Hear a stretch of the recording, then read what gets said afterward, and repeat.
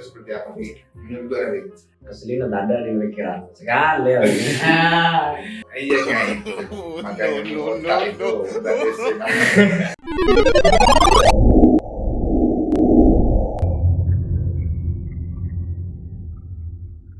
Selamat siang, kembali lagi dengan channel podcast Semacam TV. Kali ini kita sedang dengan narasumber, yaitu salah seorang penikmat kopi, tapi bukan kopi saset. Dia lebih menyukai kopi yang dia alami buatan sendiri. Dengan kebiasaan hidup di warung kopi, nyatanya pada akhirnya dia juga ingin viral, teman-teman. Dengan hidup di dunia warung kopi hanya sekedar dilihat oleh teman-teman di warung perkopian, dan di sini mencoba bagaimana kemudian dunia maya ini juga mengetahui bahwasanya kopi itu tidak hanya sekedar hitam, dan juga ada yang coklat. Ya, boleh.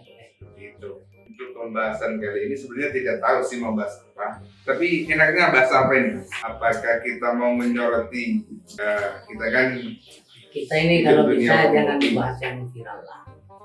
Cari yang tidak viral, kita viralkan. Tidak viral, kita viralkan. Itu seperti apa nih? Menurut Anda? Keselin ada di pikiran sekali. Iya kan, makanya otak itu otak SMA. Ayo minum kopi. Kita ya minum kopi. Coba kopi. Nah, kopi gak enak, tapi sergu. Gak enak sergu ya. Oke, untuk menyikat waktu ya, saya langsung membuka perbincangan ini.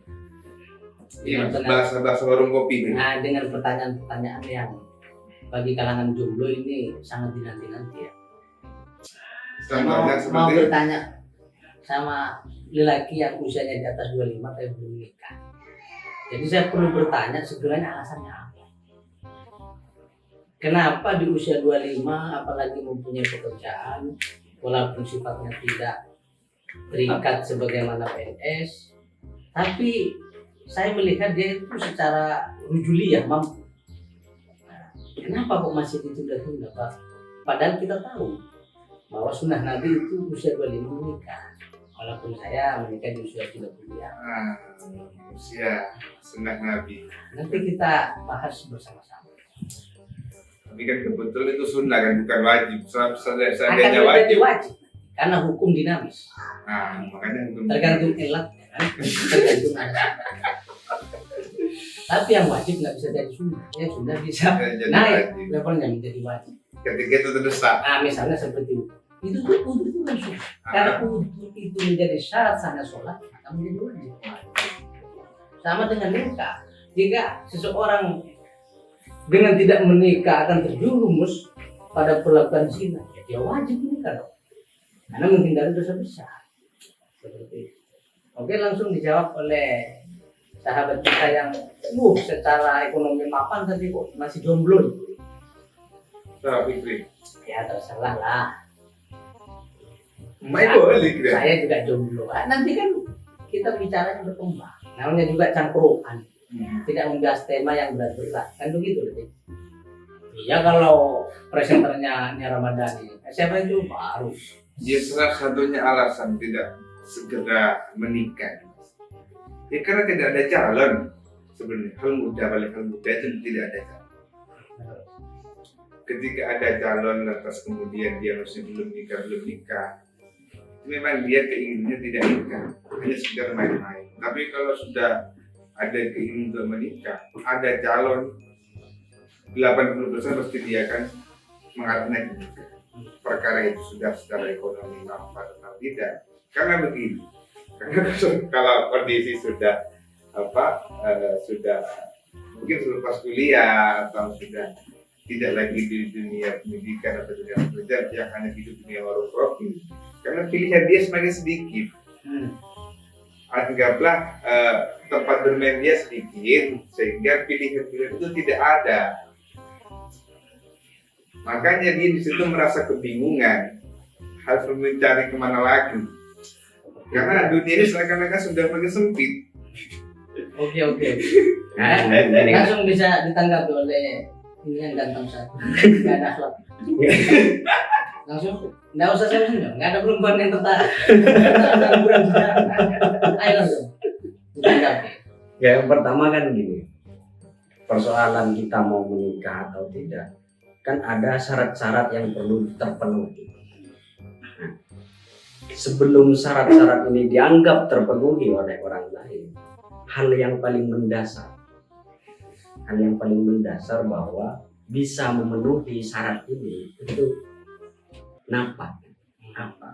Salah satu contohnya misalkan kesiapan diri, sekalipun ekonomi mampu, umur sudah mencukupi, kemudian harta sudah banyak, agamanya sudah baik, tapi kesiapan diri untuk hidup bersama orang lain yang beda lawan jenis, yang beda jenis kelamin, kan perlu ada kesiapan yang matang. Sekalipun kita kemampuan di antara syarat-syarat yang sudah ditentukan oleh agama itu sudah kita dapatkan semua. Jadi bagi saya bukan persoalan ada calon atau tidak. Gitu ya. Jadi kalau sudah pribadinya sudah siap secara batin, kan tinggal mencari. Gitu. Apakah diterima atau tidak persoalan belakangan. Karena kita mau perang, masa kita mau menyerah sebelum berperang gitu. Ini menarik. Ada dua pemikiran yang berbeda soal jodoh. Gimana? Iya. Tapi masalah siap itu ya, orang mengatakan saudara diri sendiri belum siap. Itu sebenarnya bukan alasan, itu hanya untuk mengatakan dia masih tidak ingin, bukan belum siap. Karena kalau menurut saya siap itu semuanya pasti ada yang memandu. Contohnya ketika kamu berbaris, siap. Berarti kan bukan siap, karena ada memandu. Kalau dalam proses hal pernikahan, menunggu siap atau tidak, dan menunggu matang atau tidak, itu kan setiap orang berbeda-beda. Nah, ketika sudah masuk ke ranah pernikahan, kematangan akan muncul, kesiapan akan muncul. Tapi kalau menunggu siap, ya kapan? Karena ukuran barometer siap ini kan tidak tahu orang seperti apa. Itu kan hal personal. Itu hanya ya intinya tidak ingin menikah, bukan belum siap. Berarti punya alasan kuat ya setiap keputusan yang diambil. Iya. Gimana? Kalau dilihat dari permisalan Poro dan Kendri, itu perlu pendukung namanya. Jadi kita kalau sering melihat cat itu, kemudian bertemu dengan doji, kita tidak bisa langsung mengambil keputusan karena cenderung berspekulasi yang sangat tinggi, sehingga butuh pendukung. Kemana arah harga ini akan terus berlanjut? Sama seperti mencari, perlu motivasi. Cari tahu dulu siapa dia, bagaimana track recordnya, terus keluarganya seperti apa. Karena istri adalah calon guru pertama daripada keturunan kita, sehingga tidak bisa sembarang. Bukan asal melihat dia cantik kemudian saya bernafsu, lalu kemudian mengambil keputusan tanpa mencari tahu lebih jauh tentang track record calon yang mau kita nikahi. Berarti kan memang bukan siap, tapi disiapkan.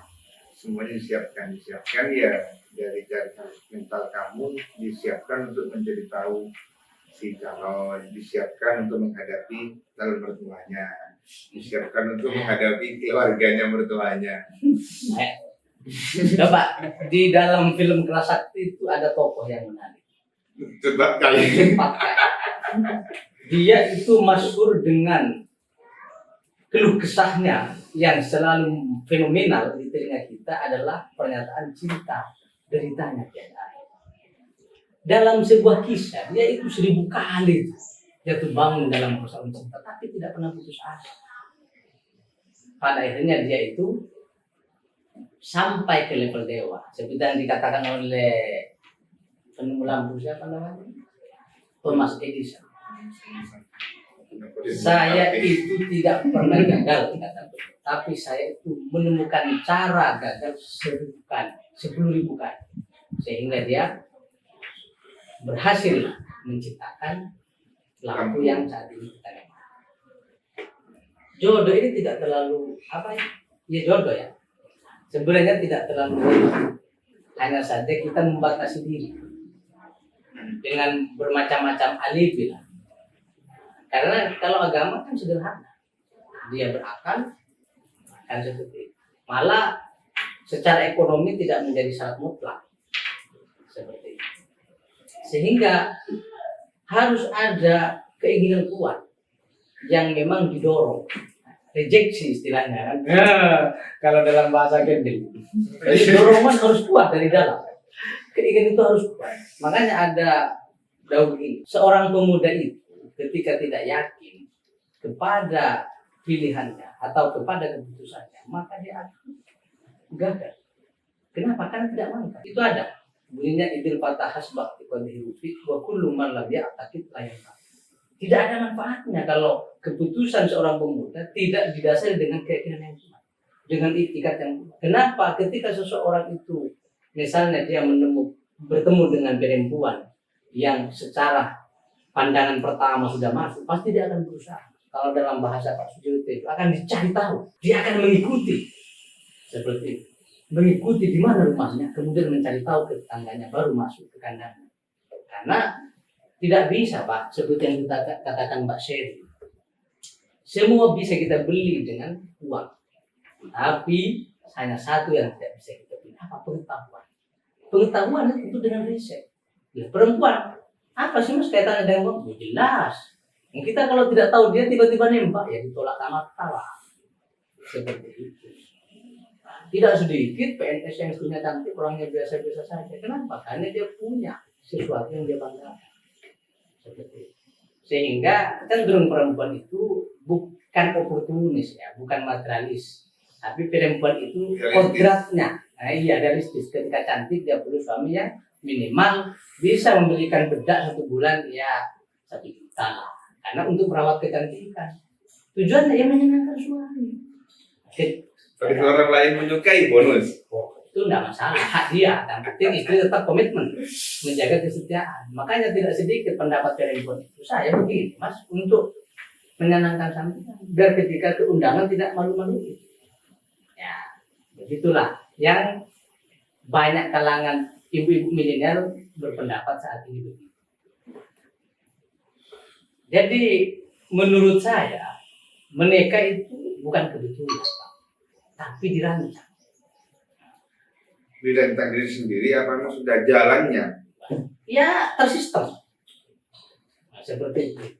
Cuma kadang orang yang malas berpikir, ini saya kebetulan ketemu di jalan enggak. Dia itu jalan itu sendiri, itu sebenarnya berencana tanpa dia sadari.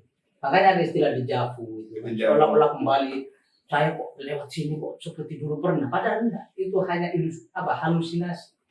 Seperti itu. Kadang itu ada di dalam mimpi. Saya sering mengalami begitu. Seolah-olah saya pernah begitu ya. Sering. Nah, cuman orang kan kadang ada yang suka berpikir, walaupun bahkan imajinasinya sendiri, seolah-olah itu benar. Nah, itu realis yang terjadi di kalangan orang-orang sekarang. Ya, dulu juga begitu saya kira.